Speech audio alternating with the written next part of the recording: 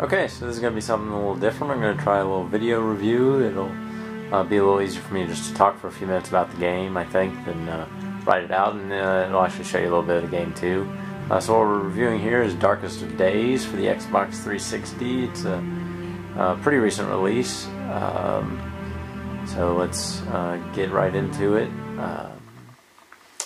Basically, the whole point, or the whole idea behind the game is that you are a kind of missing in action soldier from General Custer's regime, and you were taken by this time-traveling justice agency that means to set things right in various points in history. And you go through several different periods of time doing different missions, just saving some people, killing some people. It kind of just depends on the mission. The story overall is actually pretty interesting. It takes several hours to get through it all. Not a huge amount of time. It feels like a lot more time was spent on kind of these earlier kind of Civil War, World War I time periods, but a fairly decent amount of time on it.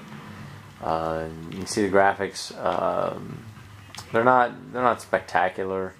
The character models aren't real amazing. They don't need to be real intricate, but they're pretty good, and they're okay.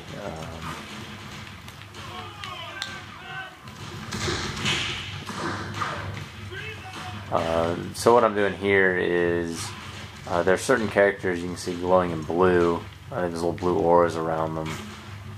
Those are characters that cannot be killed during a mission without severe time consequences, and so you have to be careful that you don't kill them. And so they provide you with these little chasers, they call it, that you can use, and those will hurt the guys but not kill them. So it's considered it's a way to kind of take them out of the action without actually causing any fatal harm to them, so that you don't mess up history. Apparently, anybody who's not glowing in blue was going to die during this time period, so it really doesn't matter if you kill them or not. So it's not real nice for them.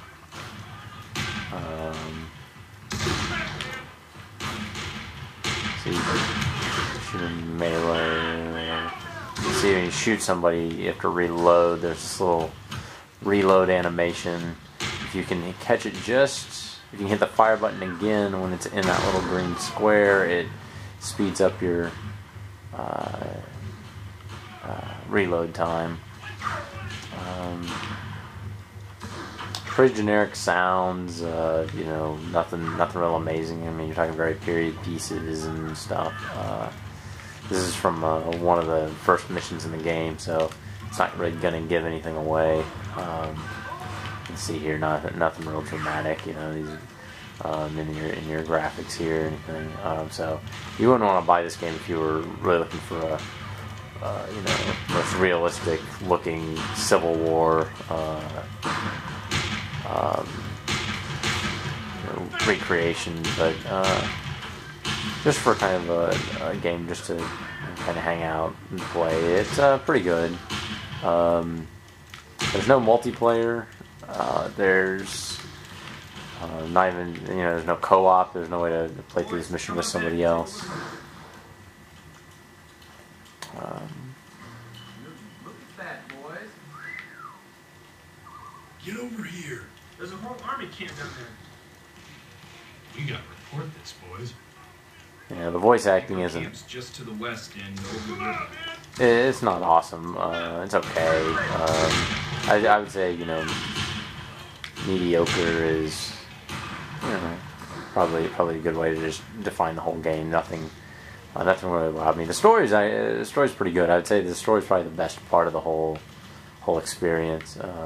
Kind of interesting, the different people you meet and kind of different sides you play.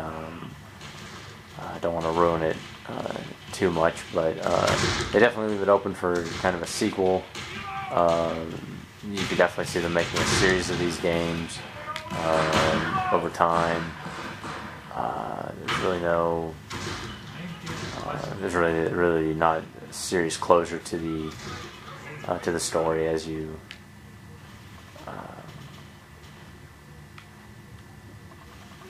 play. So you're not gonna, they're definitely not walling it off. So you can see there's a little map here that you bring up.